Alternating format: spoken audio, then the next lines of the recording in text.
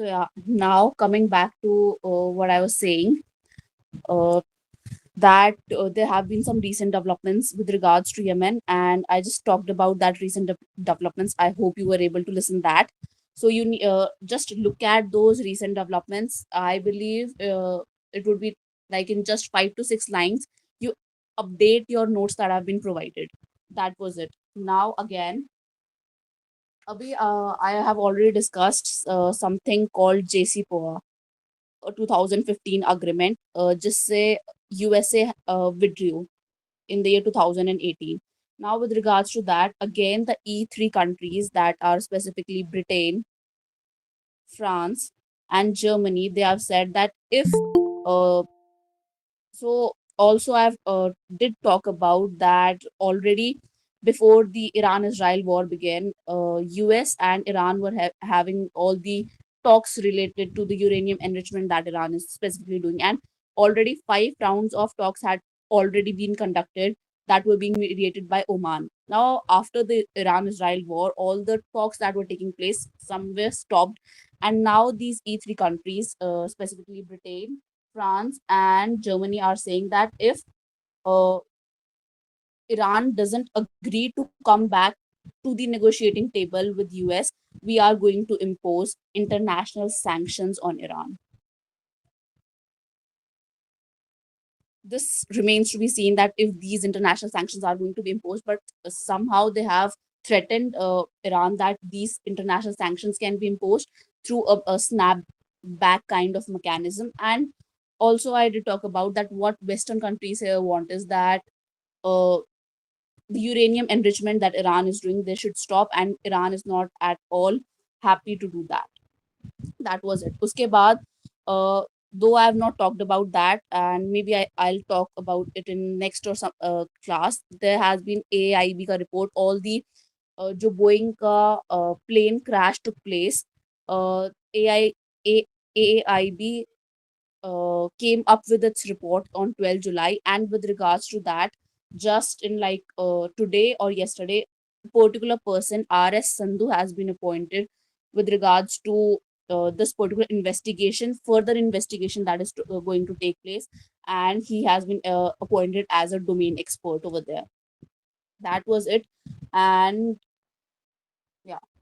अभी तक that was all I had to discuss about some recent thing. Also, there's again Syria में की बात हमने की थी. Again, with some other aspect, war has been initiated. A war kind of situation has been initiated in Syria. उसके बारे में भी we'll talk later. Coming on to today's topic here. So yeah, first of all, because I'm going to talk about that some rare earth minerals have been recently, in just like recent days, have been discovered in a place, in a village, Bhatti Kheda in Rajasthan. Now, why are rare earth minerals important? With regards to that, before I uh, discuss, before I talk about the Indian aspect, I did discuss that China has imposed some kind of strict export control on the rare earth minerals, and through those strict rare earth, all the strict control that have been imposed, they people who are exporting rare earth mineral, they need to get some kind of license first. And right now there are reports that though here what China was trying to do is that we are providing like 90% or at least 70 to 80% of the rare earth mineral to the world. If we stop, or we if we put some kind of control on those rare earth minerals, somehow the work of because the rare earth minerals are needed in electric vehicles, so the work across the world is going to get disrupted.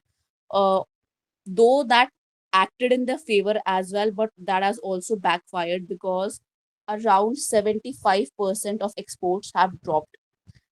So that was with regards to China, and because uh, China has kind of monopoly in terms of rare earth minerals, all the countries across world, even India, have been trying to discover some other alternative supply chain for these rare earth minerals.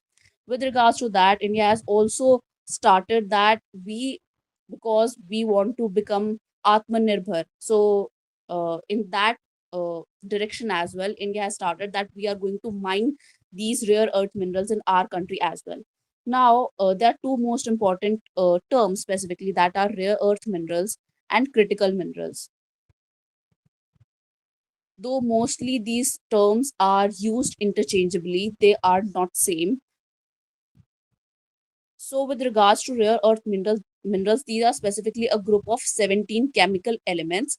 And though the name suggests that they are very much rare, it's not that. They are present in, like, we have abundant of these minerals present in Earth's crust.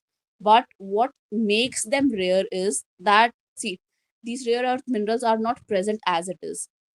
इनकी ore होती है, and from that you have to extract these rare earth minerals, and that specifically is a very long and very tiring kind of process that makes them rare and costly.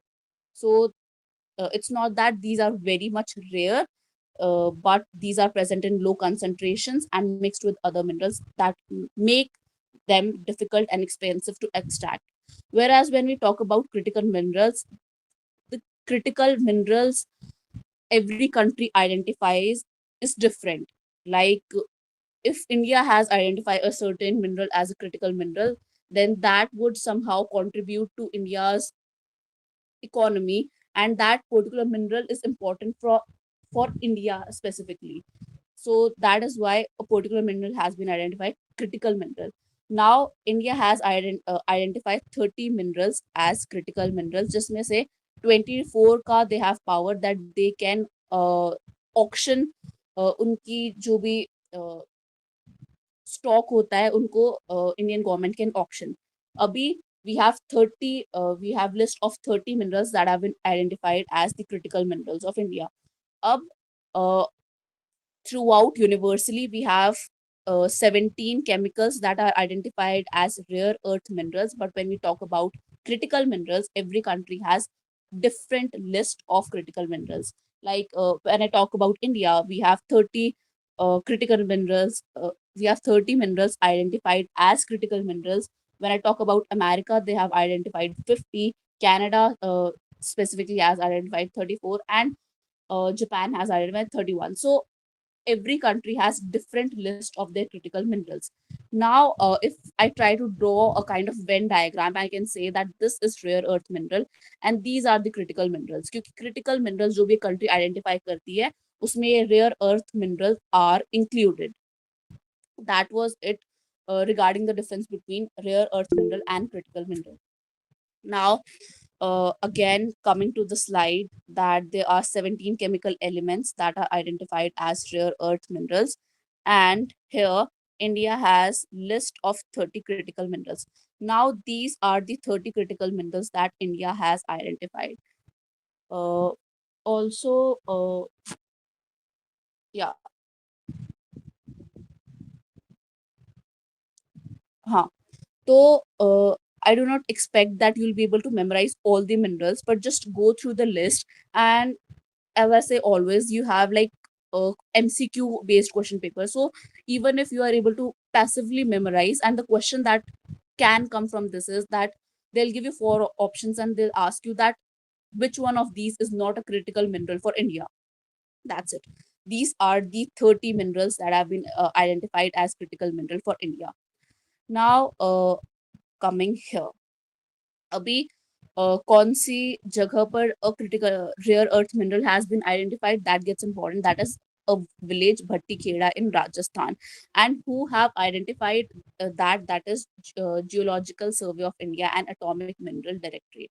Now, with regards to that, Geographical Survey of India gets important because just this year they have celebrated their 175th anniversary. Means this is a kind of institution that has been going uh, that was formed in the British India, and just this year they have celebrated their 175th anniversary. All right, I'll talk about that in detail now. Mostly, the institutions related to these particular rare earth minerals are under the Ministry of Mines, and also this particular geographical geological survey of India is also under the Ministry of Mines. Uske baad, I was saying that India and world across is dependent on China a lot. And when I talk about India, then India is dependent on China for these six critical minerals. But does India lack that kind of ability that it has to be so much dependent on China? That is a big no, because see here, I believe it was some report of US that came up with this particular data that India ka third largest world ka third largest rare earth reserves rare earth reserve is in India. That is, India has like almost 6.9 million ton of rare earth minerals in India. But still global production का सिर्फ 1% हम contribute करते हैं. That is due to the outdated technology, and जो भी हमारा mining infrastructure है, that is not that updated. So that is why India still has to be dependent on foreign countries for its rare earth minerals. Also, yeah, with the regards to this slide, just memorize कि uh, like India has world's third largest rare earth reserves, and that is 6.9 million tons. But still, we contribute only 1% to global production. Now I talked about geological survey of India.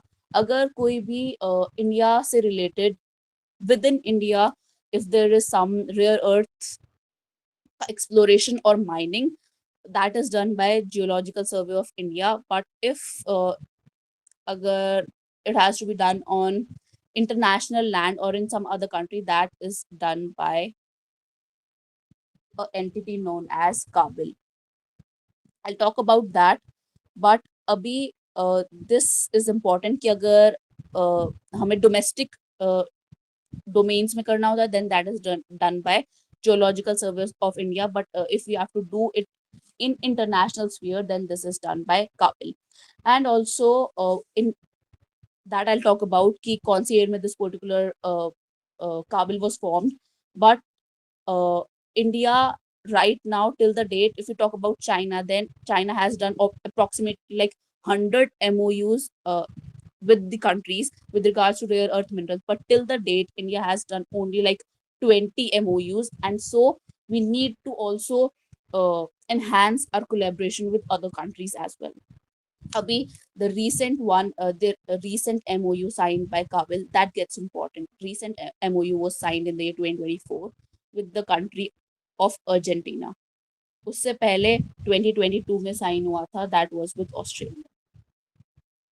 So एक तो अगर domestic domains में exploration करना हो, then that is done by GSI. If that's done on the international land or in some other country, that is done by Kabil.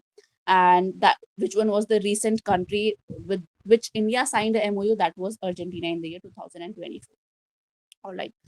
Now, because we have talked about that, and this mission was introduced in the year 2025 itself, this gets important because anyways any mission that is introduced in 2025 itself would get important. But because we are talking about critical minerals right now, this national critical minerals mission was introduced in 2025 itself with a total outlay that gets important. The total outlay is 34,300 crores.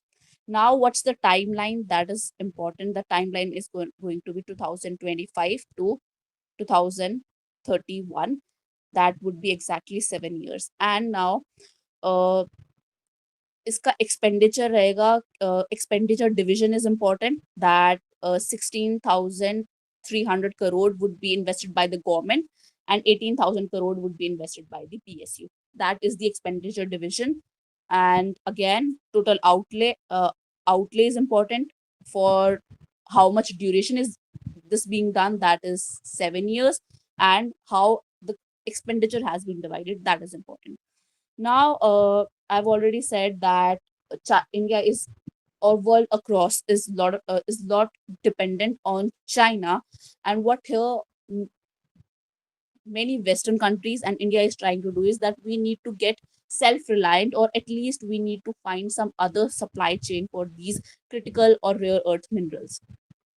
That is same aim for this particular national critical minerals mission. Here is the aim that we want to reduce India's dependence on import of critical minerals by introducing the high technology specifically. उसके बाद these are the features of this particular mission कि इसमें जितने भी जितने भी stages होते हैं that are going to be included in this particular mission, from starting from exploration, then mining, processing, and उसके बाद भी जो even recycling, that recovery from end of life product recycling. So from the very beginning to the very ending, all the stages are going to be covered in this particular mission. ठीक है.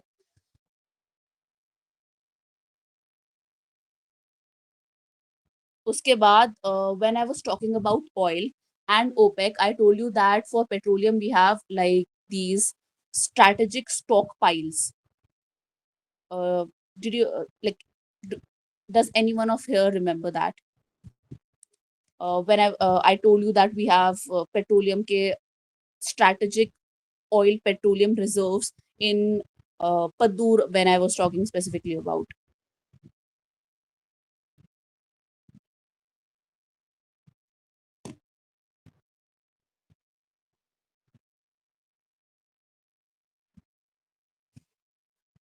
Like anyone who has attended all the classes, do you memorize that?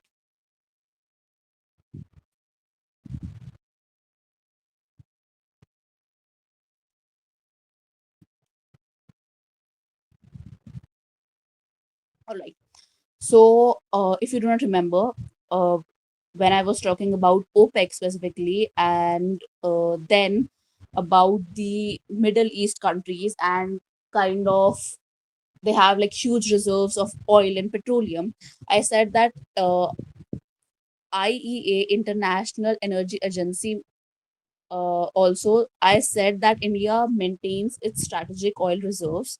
And why I'm talking about that right now, because through this mission we are going to develop the stockpiles, like similar reserve stockpiles of critical minerals as well, so that even if we are importing any critical mineral from any particular country, if it at any time like China has just stopped or has done stricter control over the exports of these critical minerals, अगर ऐसा कोई और country करती है तो India doesn't have to suffer. Indian business doesn't has to suffer. So for that, through this particular mission, we are going to maintain these stockpiles of critical missions, and then we are going to make these mineral processing parks as well. उसके बाद it also covers mining in offshore areas, and like till some till the year 2023, private sectors were not really involved in the mining of these particular minerals. But then we came up with the amendment, that was we amended Mine and Mineral Development Regulation Act 1957 in the year 2023, where what we did was that through this particular amendment, central government was empowered to auction the block of 24 strategic minerals. I told you that 30 critical minerals की list we have, उसमें से this particular amendment allowed that 24 strategic mineral के blocks को central government can auction. And the amendment also allowed private sector entry through these particular auctions. That was it.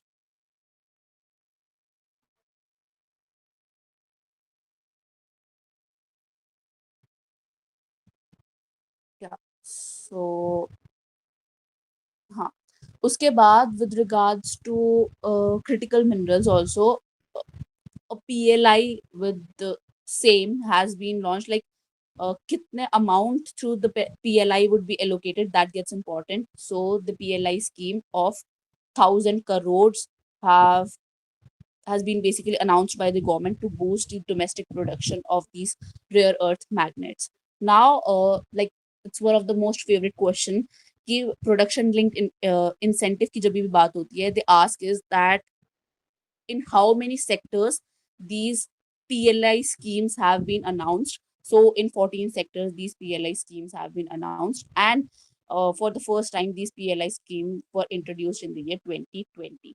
जिनका main काम होता है कि we are going to invest in India की independent or domestic manufacturing capabilities, and through that we are going to attract the foreign investors as well in India. That's it. If I'm clear till here, just tell me. Yes, ma'am. Or if you have like any doubt till here.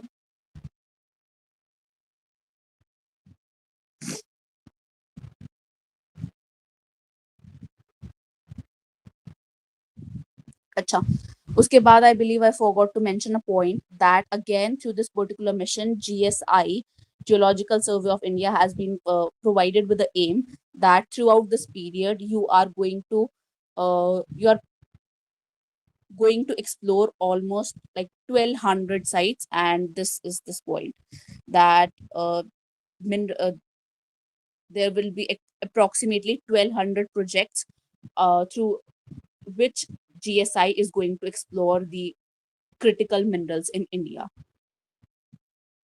Okay, I've already talked about stockpile and processing park. Uske baad there is this particular center for excellence. Under this particular mission, you are going to make the center of excellence. I told you that we have maintained a list जिसमें 30 critical minerals are there. So this particular center of excellence is going to somehow look after these lists. Yeah. Here I've mentioned that Geological Survey of India is tasked with conducting 1200 exploration projects during the timeline of this particular project, that is 7 years from 2025. उसके बाद I told you इससे related जितने भी entity GSI हो गया या फिर काबिल हो गया, all of them are going to come under this particular ministry, that is Ministry of Mines. And again, very important term that you would see with regards to this particular mission is that this mission is based on whole of government approach, which means that जितनी भी government की या फिर private sector की branches हैं, this mission can interact with all of them and move forward with completing the aim of this particular project. So here, through this particular whole of government approach, you can work closely with all the relevant ministries, PSU, and private companies. Just you have to do is complete the aim of this particular mission. उसके बाद through this particular इस साल का जो budget आया था, the central government has eliminated the custom duties on the critical minerals. That is also one very effective, or like one of the steps in increasing the domestic capabilities of India with regards to critical minerals and attracting the foreign investors, and encourage the industry to set up the processing facilities in India.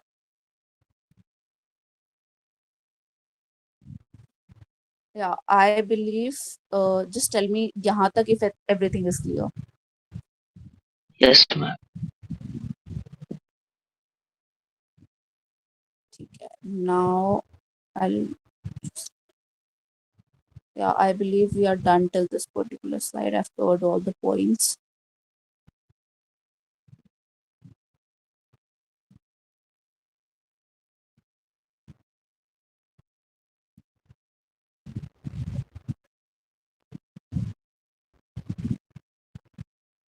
Yeah. Now coming on to the next slide here. I talked about Kabil. So because GSI is important, similarly Kabil is important, क्योंकि अगर कोई भी international या फिर किसी foreign country में कोई भी mineral exploration hona hai by India, that would be done by Kabil, that is this particular Khanij Bidesh India Limited, and when it's a joint venture of three companies together, that is NALCO, HCL, and MECL. Kab these they came in this particular joint venture in the year 2019. All right. So again, it would identify, acquire, and develop the strategic minerals in overseas location for supply in India. मतलब जो भी international land पे ये minerals identify करेंगे, they are going to develop them, process them, and at last what their aim is that they are going to supply it back to India. So with regards to this, Kabul gets important, and again it comes under the Ministry of Mines. उसके बाद I talked कि last MOU with regards to international exploration or develop, like with regards to international exploration, was signed in the year 2024 with the country Argentina, and that was related to this lithium exploration.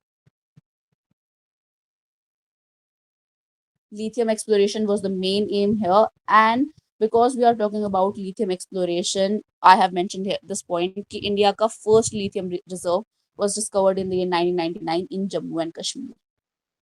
ठीक है, उसके बाद वैसे तो the recent one is the most important, that is MOU with Argentina in 2024, but before that it was signed with Australia in the year 2022. That's it. उसके बाद GSI का 175th foundation day है. So again GSI with in that regards get important. उसका headquarter कहाँ है? This is important. It's based in Calcutta, and then in which particular who was the I forgot to mention it here. Like it's not that important.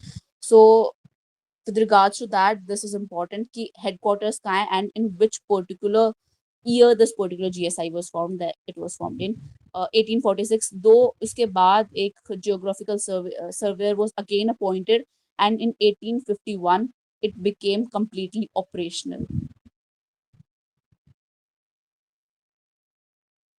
All right, just a minute and I'll begin with second topic.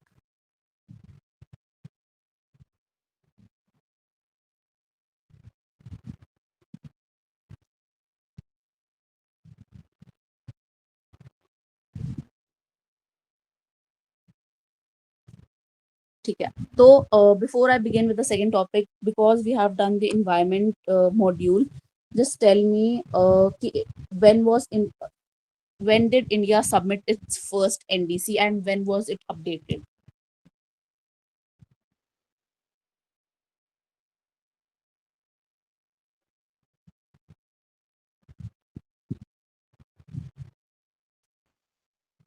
Sorry.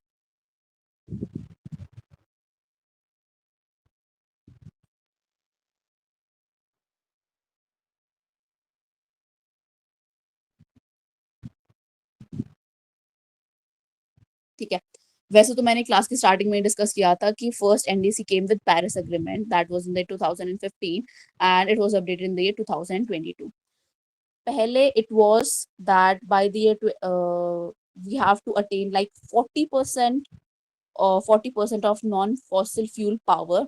Earlier it was 40%, but by the year the updation that took place in the 2022, we increased it to 50%, that we have to achieve 50% non-fossil fuel power by 2030. India has attained already it by the year 2025, so we are like 5 years ahead, and that's, I would say, rare.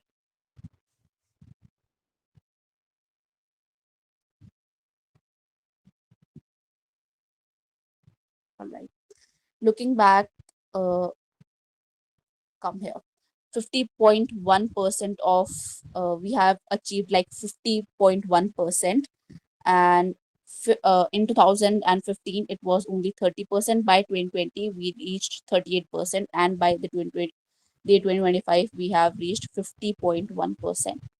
अब उसके बाद India के पास जितनी total power installing capacity है, that is 485 gigawatts, जिसमें से this 242.8 gigawatts is for non-fossil fuel related power. अब इसका because like this is the total power that we can achieve, and उसमें से we had to achieve like this 242.8 gigawatts. We have achieved that. How?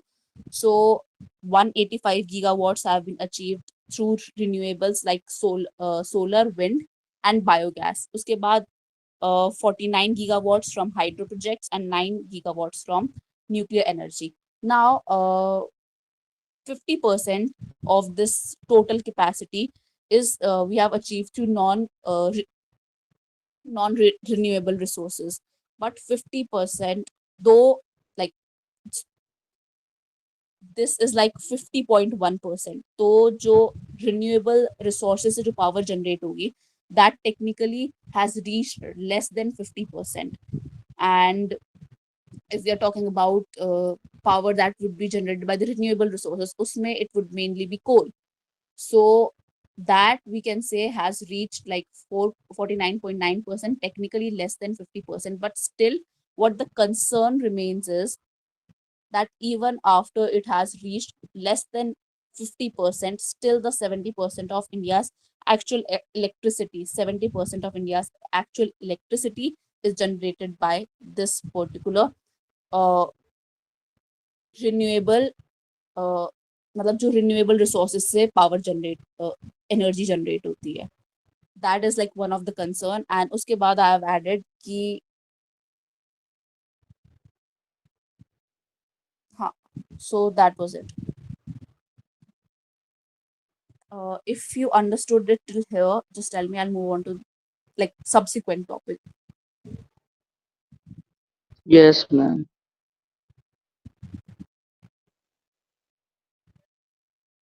All right. So again, when I was discussing the environment module, I didn't cover two topics.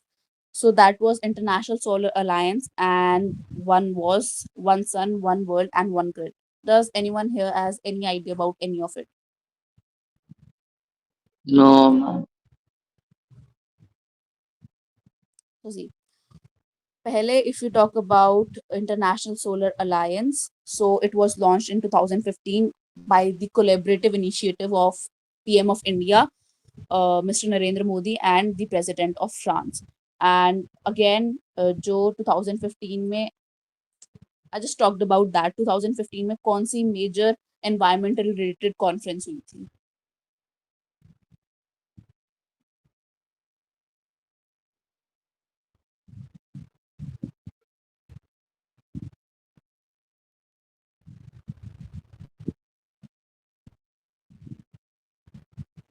Paris Agreement. Yeah, Paris Agreement. And UNFCC का जो conference of party, like, just tell me which scope was like the number of that, which scope or conference of party was this particular through which we signed this particular Paris Agreement. Just tell me the number. That was scope 21. इसी में along with Paris Agreement, we came up, or we launched along with that, this particular International Solar Alliance. Again, as the name suggests, here the aim is that all the countries here would be united to move forward uh, with the cooperation with regards to solar energy. Uske baad, this is like, it moves with its towards thousand strategy. Just mein pehla, like, there are four main points in towards thousand strategy, that we are going to invest almost $1,000 billion in solar energy by 2030. Ye solar energy, through this particular solar energy, we are going to provide clean energy to almost 1,000 million people, and we are going to install this 1,000 gigawatts of solar energy. Is anyone trying to speak something? Was someone saying?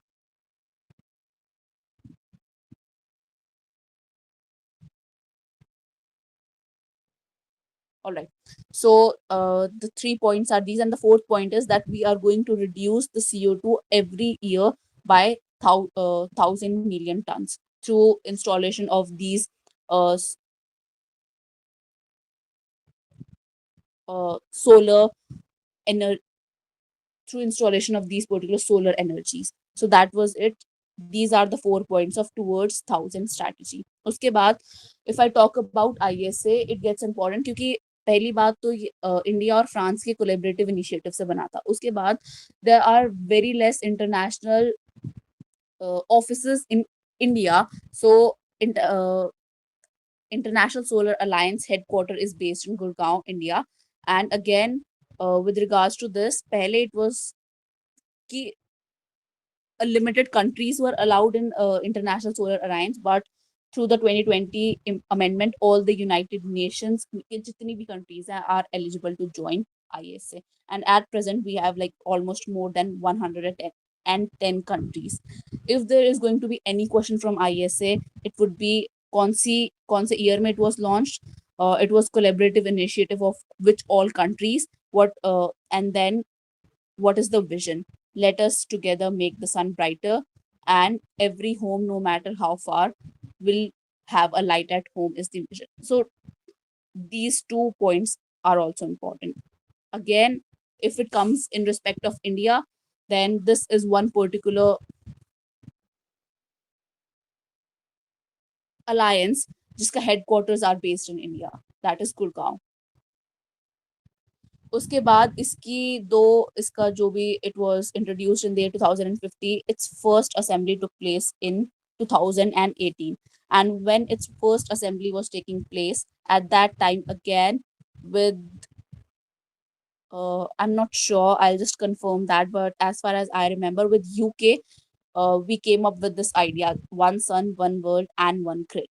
इसका सीधा सा मतलब है that we are going to form a collective grid, and we are going to share the uh, renewable energy throughout. So like every country has access to that.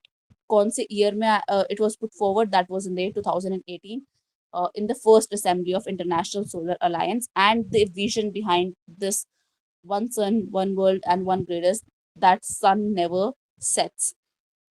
So by reading this, I am more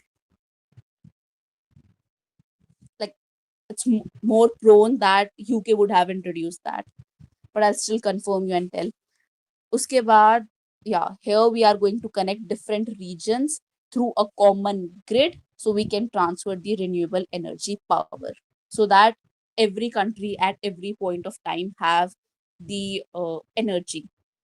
उसके बाद इसमें 3 phases के through this particular project was to be completed, and finally it was to like it is to be completed by the year 2050. सबसे पहले we are going to connect Asia and Middle East. We are going to connect Middle East and Asia. Then through second phase, we are going to connect that with Africa, and the final completion we are going to do through the third phase, that is by the year 2050. So if you have like any doubt till here, just ask, or and I'll just confirm that it was initiative of UK. Till then, if you have any doubt, just go ahead.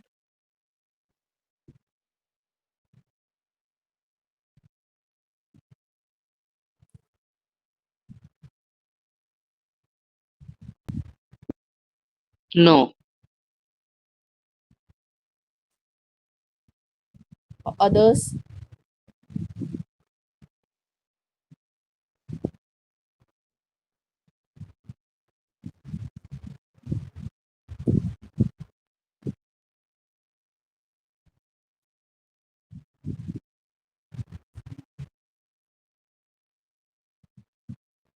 All right. Then there were some one-liners that I had to discuss. So see, don't add that information that it was introduced by UK. Just let that be.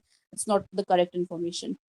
उसके बाद अभी just a country has reduced its voting rights, like it was earlier for the people who were aged 18 or above. Now they have reduced it to 16 years.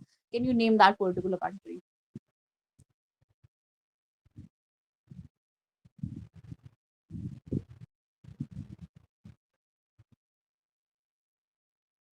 I'm confused between the US and UK.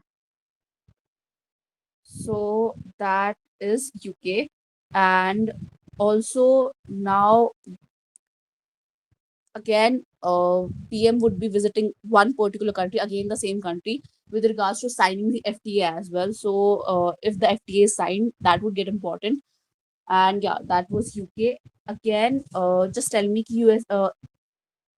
We have discussed that a lot, and I believe I've mentioned that as well. But ISRO ka chairman was uh, changed just this year. So just tell me the name of the ISRO's chairman right now. Veeran Narayanan. Yeah. And what is going to be the tenure for this particular chairman? Like, generally, what's the tenure? That is 2 years. उसके बाद we have talked about critical minerals. So BRICS की अभी जो meeting हुई थी उसमें also they have said that the countries need not weaponize these minerals as such. And again, abhi 18 sanction has been imposed on Russia. Are you aware of that?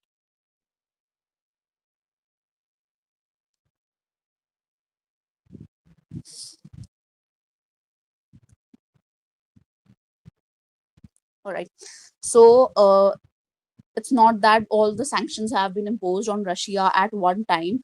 We have like it's being done in some packages. Like just now, 18 sanction package has been imposed on Russia. जिसका main point I'll tell you कि पहले it was $60 per barrel. मतलब the sanction was that if any country that is importing oil, Russian oil, then maximum they can pay for Russian oil is this much, $60 per barrel. Through this particular 18th sanction package, they have reduced this particular amount to $47.6 per barrel. And with regards to that, again they have said कि अगर if you are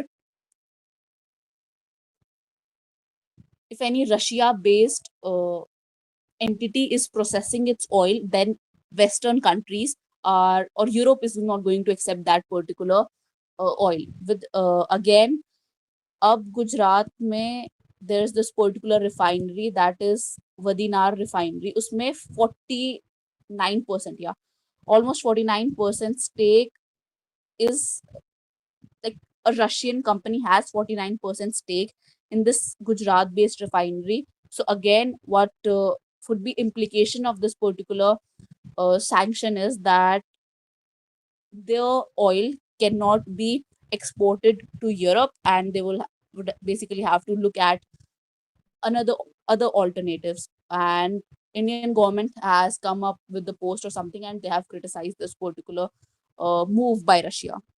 That was it.